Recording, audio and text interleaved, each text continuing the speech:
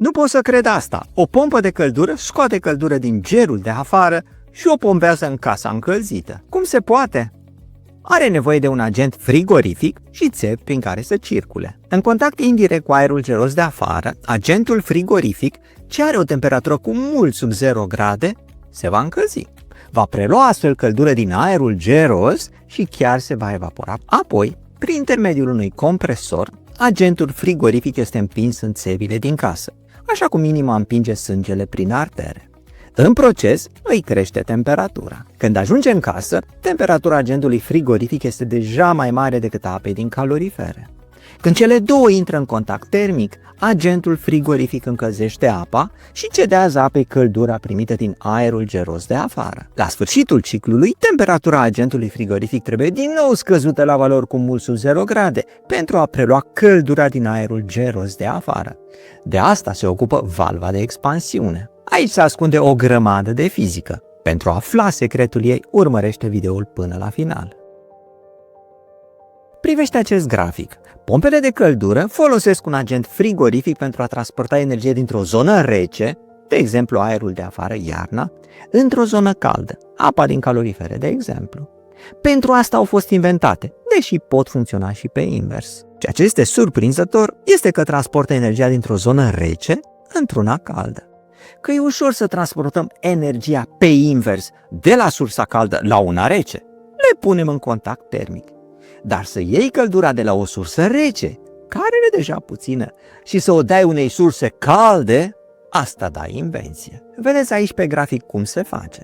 Agentul frigorific este răcit la aproximativ minus 18 grade în valva de expansiune și ajunge afară, unde este încălzit de aerul de afară, care este mai cald.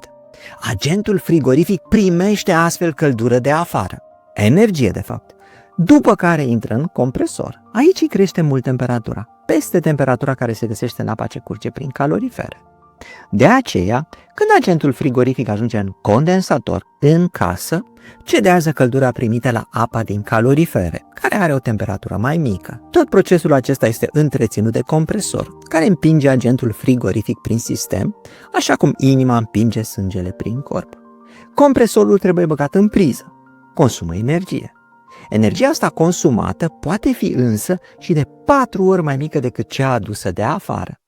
De aceea, randamentul este aparent supraunitar. Consumăm 1 kW de la priză pentru compresor și aducem de afară încă 4 kW. În total, pompa ne poate da și 5 kW. Asta da treabă. Pompele de căldură obișnuite, aer-apă, extrag căldura din aer. Sunt populare pentru că se instalează simplu și costă mai puțin. Atenție însă, eficiența acestui tip de sisteme depinde foarte mult de temperatura aerului de afară.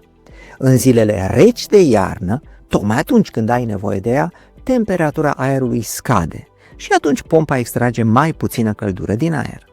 Ghinion, nu vă faceți însă imediat griji. Pompele de căldură aer-apă sunt dotate cu o rezistență electrică suplimentară. E prea frig, pompa de căldură nu face față, pornește acest sistem suplimentar.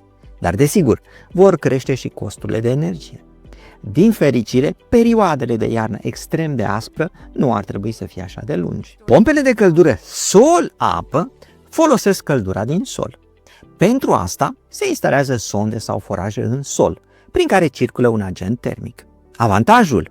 Chiar și în condiții de iarnă aspră, temperatura solului rămâne mai ridicată decât a aerului de afară.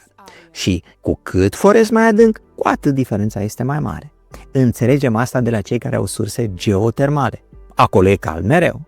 Chiar și în situațiile obișnuite însă, câștigul poate fi major. Iată un exemplu de temperatură medie a solului în funcție de adâncime pe timpul iernii. Creșterea de temperatură a solului față de cea a aerului devine semnificativă în zilele geroase. Cu cât adâncimea este mai mare, cu atât este mai cald în sol față de aer și deci se poate extrage mai multă căldură. E clar, în aceste zile geroase, o pompă de căldură sol-apă este mai bună. Desigur însă, pentru a instala o pompă de căldură sol-apă, este nevoie de foraje și echipamente speciale, plus o evaluare geologică a terenului. Asta costă.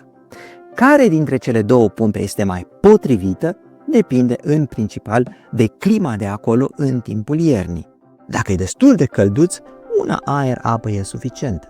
Dacă ești la munte și vin iernile friguroase peste tine, atunci e indicată una sol-apă.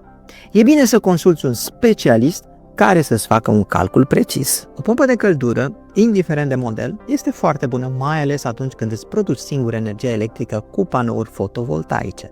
Panouri fotovoltaice, vrei și tu să-ți instalezi? Încearcă EcoSolaris. Este o companie ce oferă echipamente și panouri fotovoltaice de ultimă generație, care te ajută să-ți produci energia de care ai nevoie. Optează pentru soluții eficiente și durabile, care garantează o producție optimă de energie solară, precum și echipamente de stocare a acestea. Profesionalismul și experiența echipei de peste 18 ani îți asigură o instalare rapidă și sigură. În felul acesta, îți transformă locuința sau afacerea într-o centrală energetică autonomă. De asemenea, beneficiile financiare sunt semnificative, cu reduceri notabile ale costurilor de electricitate. Cu EcoSolaris vei obține suport continuu și consultanță specializată, astfel încât să ai parte de cea mai bună experiență. Vizitează acum site-ul ecosolaris.ro pentru a afla mai multe informații. Link în descriere.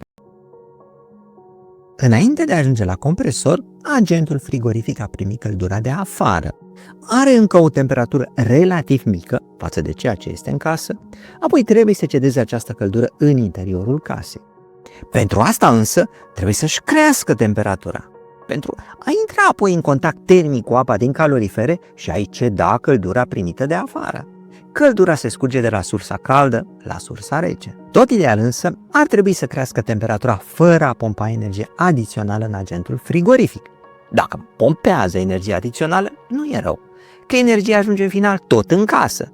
Doar că energia aia vine de la compresor, deci de la priză și deci costă bani. Cum crești temperatura unui gaz? În mod normal îl încălzești. Acum însă nu vrem asta, că așa mai bine încălzim direct casa. A doua metodă este să comprimi gazul.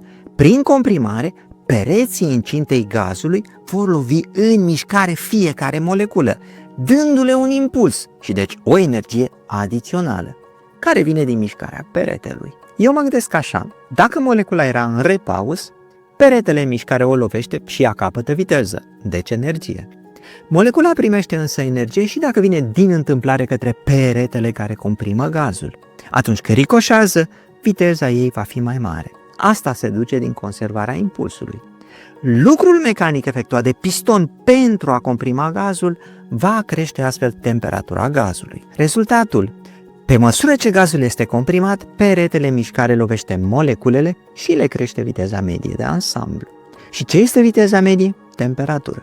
Temperatura crește. Observați însă cum gazul primește energie, ceea ce nu ne doream inițial.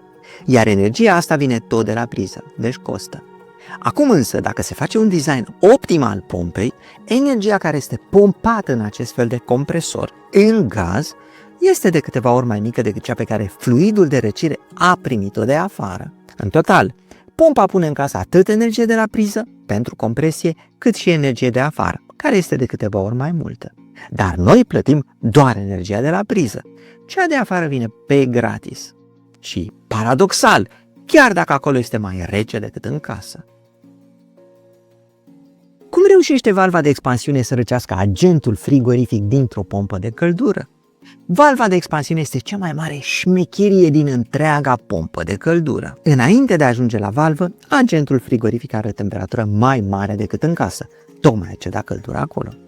Acum însă trebuie să trimitem agentul frigorific afară pentru a aduna de acolo căldura pe care să o transferăm apoi în casă.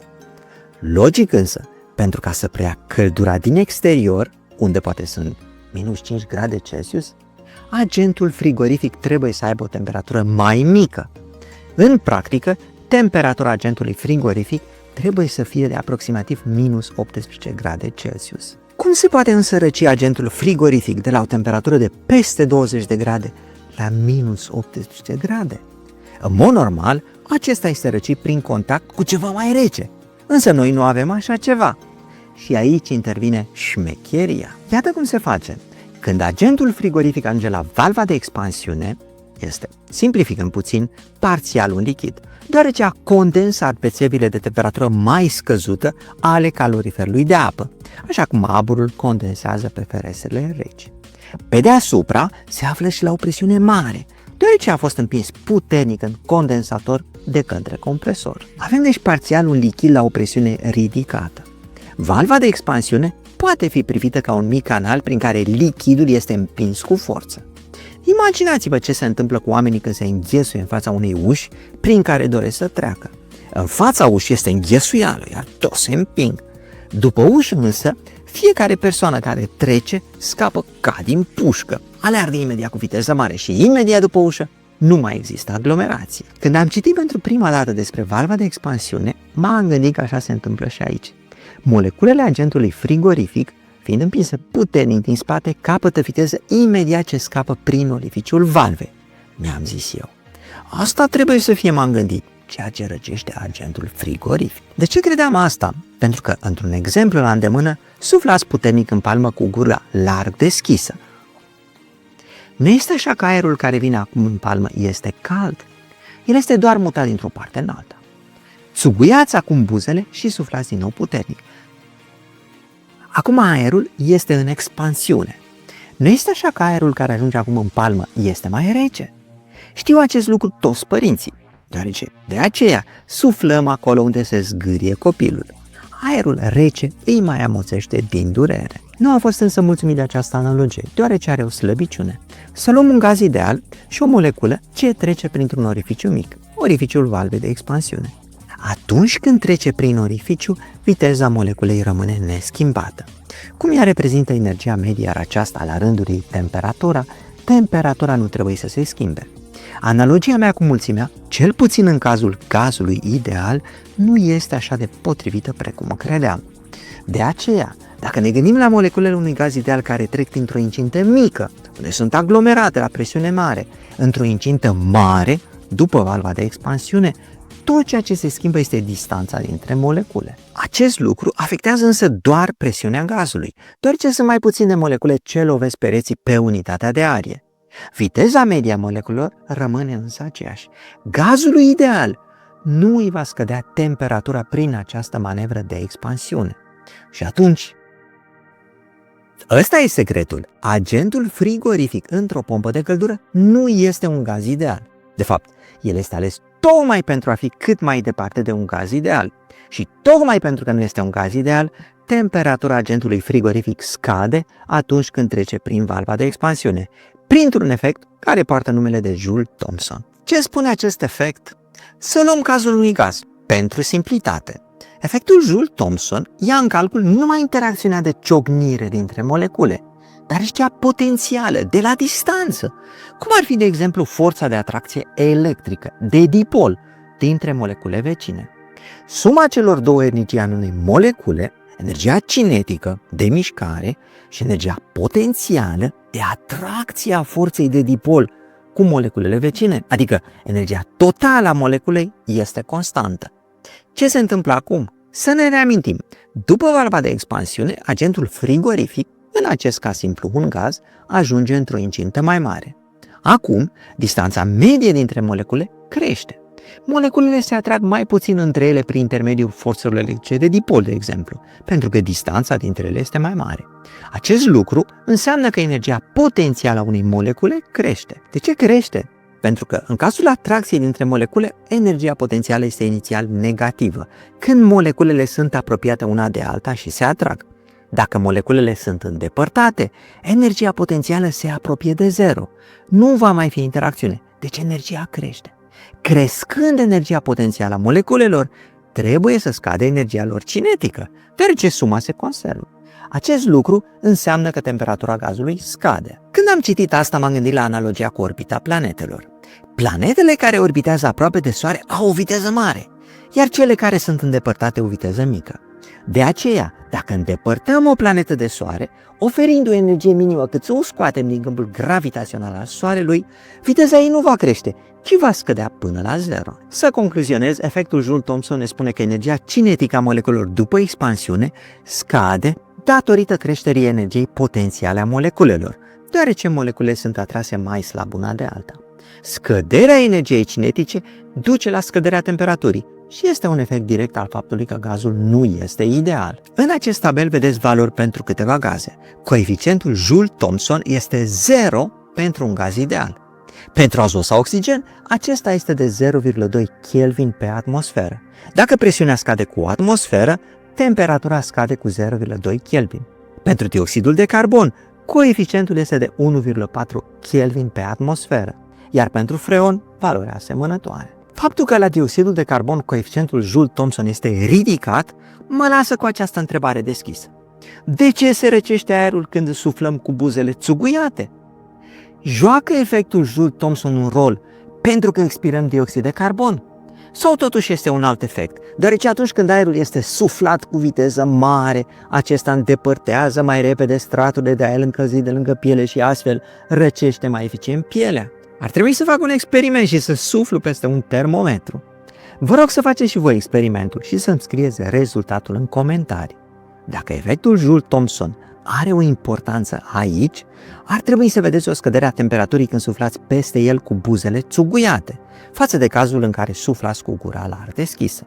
Atenție! Mă aștept ca în ambele cazuri temperatura să crească, dar în care caz crește mai puțin. Acesta a fost videoul de astăzi. Le mulțumesc în special celor care contribuie la Patreon și aici devenim membri. A fi contributor vine și cu avantaje, pentru că primiți și răspunsuri personalizate direct de la mine, în format audio sau text. Profitați de ele! Dacă nu v-ați abonat, o puteți face chiar acum apăsând pe acest buton de abonare. Până data viitoare, eu sunt Cristian Presură, voi sunteți cool și vă doresc numai de bine. La revedere!